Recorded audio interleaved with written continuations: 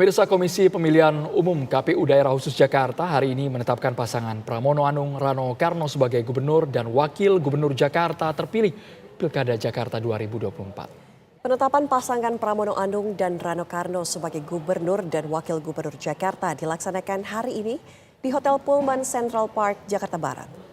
Penetapan dilaksanakan hari ini karena hasil Pilkada Jakarta 2024 tak digugat ke Mahkamah Konstitusi atau MK oleh peserta pilkada lainnya, yakni Ridwan Kamil Suswono maupun Dharma Pongrekun Wardana. KPU juga telah mengundang dua pasangan kandidat gubernur dan wakil gubernur lainnya untuk hadir pada penetapan hari ini. Tampak hadir Suswono, Dharma Pongrekun, dan Kun Wardana.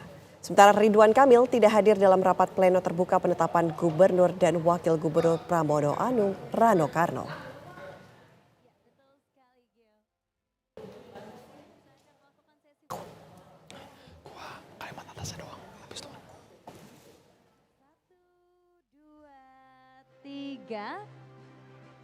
Sekali lagi boleh kita berikan tepuk tangan yang paling meriah untuk pasangan.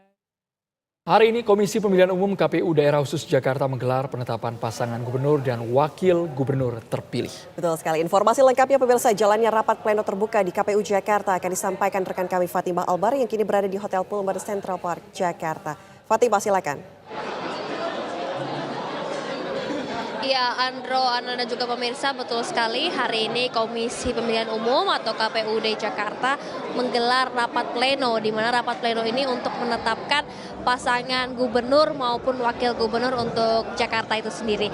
Di mana memang sesuai hasil, sesuai proses perhitungan berjenjang ditetapkan hari ini bahwa pasangan nomor urut 3 Pramono dan juga Rano Karno ditetapkan sebagai gubernur dan wakil gubernur Jakarta. Dan memang tadi acara sudah digelar sejak pukul 13.40 waktu Indonesia bagian Barat dan dikabarkan juga seperti ketahui bahwa KPU mengundang seluruh paslon yang terlibat dalam konsultasi Pilkada Jakarta ini. Dan memang untuk pasangan urut 1 sendiri ini Ridwan Kamil tidak terlihat hadir, memang dikabarkan tidak bisa menghadiri rapat pleno hari ini, diwakilkan oleh Suswono. Kemudian untuk pasangan nomor urut 2 keduanya hadir, maupun Dharma maupun Dharma Kun, keduanya turut hadir dalam rapat pleno hari ini. Kemudian untuk pasangan nomor urut 3 di mana Pramono Anung dan Rano Karno yang merupakan pasangan terpilih sebagai gubernur maupun wakil gubernur tadi juga sudah melangsungkan beberapa prosesi. Dan tadi untuk pasangan terpilih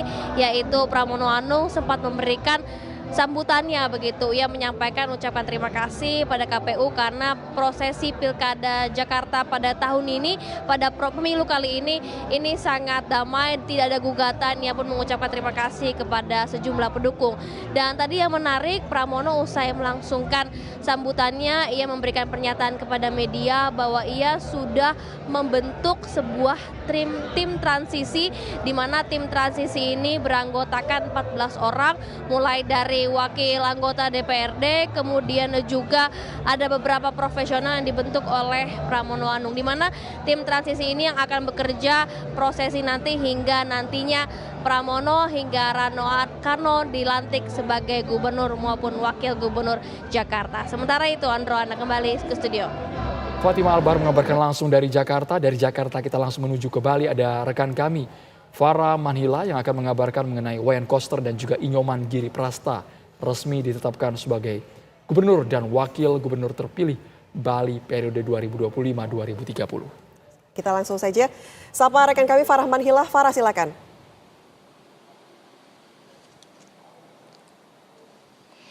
Ya, Andro, Ana dan juga pemirsa, memang KPU Provinsi Bali pagi tadi telah menetapkan pasangan nomor urut 2, Wayan Koster dan Inyoman Giri Prasta sebagai gubernur dan wakil gubernur terpilih Provinsi Bali tahun 2024 untuk periode 2025 hingga 2030. Dan pemirsa, saat ini saya sedang berada di kediaman Gubernur Petahana, Gubernur terpilih Wayan Koster yang berada di wilayah Denpasar. Saya akan ajak Anda berbincang langsung dengan Bapak Wayan Koster. Selamat sore, Pak.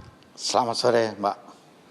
Selamat telah terpilih sebagai gubernur terpilih periode 2025 hingga 2030, Pak. Yang ingin kami tanyakan berkaitan dengan program prioritas ke depan selama 5 tahun menjabat sebagai gubernur dengan visi Nangun Satkerti Loka Bali. Apa saja yang akan dilakukan Pak Wayan Koster bersama dengan Pak Giri? Visinya itu adalah untuk periode kedua tahun 2025 sampai 2030, yaitu melanjutkan dan memantapkan pelaksanaan visi Nangun Satker Tiloka Bali melalui pola pembangunan semesta berencana dalam Bali era baru, yang artinya menjaga kesucian dan keharmonisan alam Bali beserta isinya untuk mewujudkan kehidupan masyarakat Bali sejahtera, bahagia, niskala sekala. Ada 6 program prioritas yang akan dijalankan untuk periode yang kedua tahun 2025-2030 ini.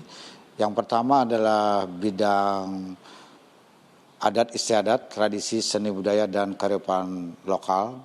Bidang yang kedua adalah pendidikan, kesehatan, jaminan sosial dan ketenagakerjaan. Bidang yang ketiga adalah transformasi perekonomian Bali menuju perekonomian yang ramah lingkungan, yang harmonis terhadap alam Bali. Yang keempat adalah infrastruktur darat, laut, dan udara serta transportasi modern.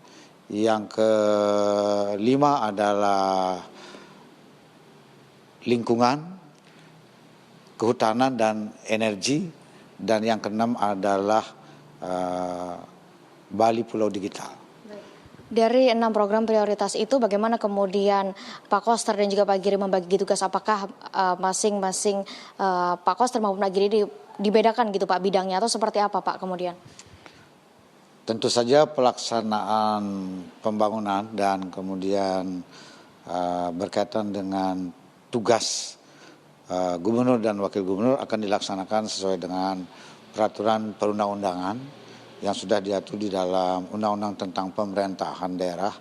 Tidak akan dibagi secara tegas apa yang akan diberikan kepada wakil gubernur, tapi akan dilakukan secara bersama-sama. Ada hal-hal yang akan dibahas secara bersama-sama, ada hal-hal yang akan saya tugaskan kepada Bapak Wakil Gubernur untuk melaksanakannya, dan tentu saja nanti akan melihat perjalanan kasus demi kasus.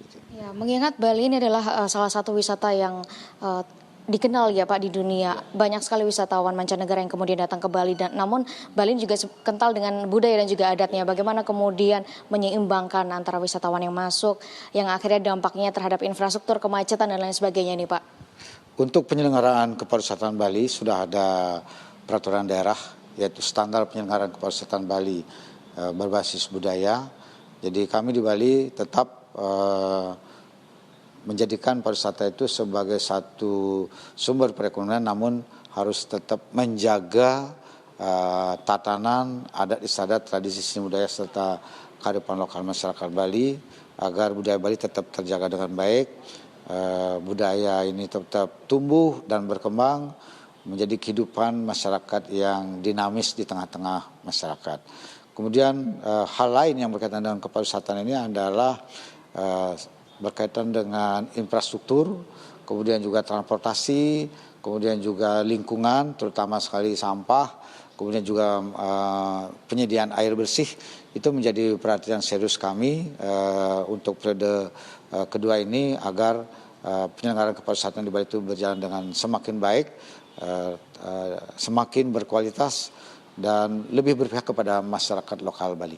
Baik. Kemudian target Pak dalam 5 tahun ke depan, kira-kira apa saja yang akan ditargetkan? Apa yang harus dicapai oleh pasangan Bapak Wayan Koster dan juga Pak Giri? Tentu saja yang pertama adalah budaya Bali terjaga dengan baik, infrastruktur semakin berkualitas dan berdaya saing, ekonomi Bali tumbuh semakin berkualitas dengan komposisi yang lebih imbang antara pariwisata dengan luar pariwisata, maka dibuat transformasi perekonomian. Dan kemudian juga adalah pariwisata di Bali itu yang datang adalah yang semakin berkualitas serta menghilangkan berbagai persoalan serius yang menjadi perhatian publik di Indonesia maupun juga dunia berkaitan dengan berbagai hal yang terjadi di Bali, terutama masalah kemacetan, masalah sampah, wisatawan asing yang nakal, dan sebagainya itu akan menjadi prioritas untuk penanganan. Dan kemudian juga adalah energi di Bali harus bisa diatasi dengan baik, kemudian kedaulatan pangan, kemudian air yang bersih dan berkualitas, sehat, kemudian juga adalah transportasi yang semakin baik. Pak, tadi sebelumnya juga sempat disebutkan bahwa Pak Koster ini akan melakukan kerjasama dengan paslon Mulia Pas begitu ya Pak ya, dalam menjalankan program berikutnya dalam 5 tahun ke depan. Betul ya Pak ya? Iya betul. Baik, terima kasih Pak Koster atas waktunya. Pemirsa, demikian wawancara saya dengan Gubernur terpilih Wayan Koster di wilayah Denpasar, Bali. Tentunya kita semua berharap seluruh program prioritas bisa dijalankan dan seluruh target dalam 5 tahun ke depan ini bisa tercapai. Demikian informasi dari Bali. Saya kembalikan ke Andro dan juga Ana di studio. Baik, laporan langsung Farah Manhilah dari Bali. Dan pemirsa, Mahkamah Konstitusi hari ini menggelar 46 sidang perkara perselisihan hasil pemilihan umum atau PHPU pada pemilihan kepala daerah serentak 2024. Informasi lengkapnya sesaat lagi.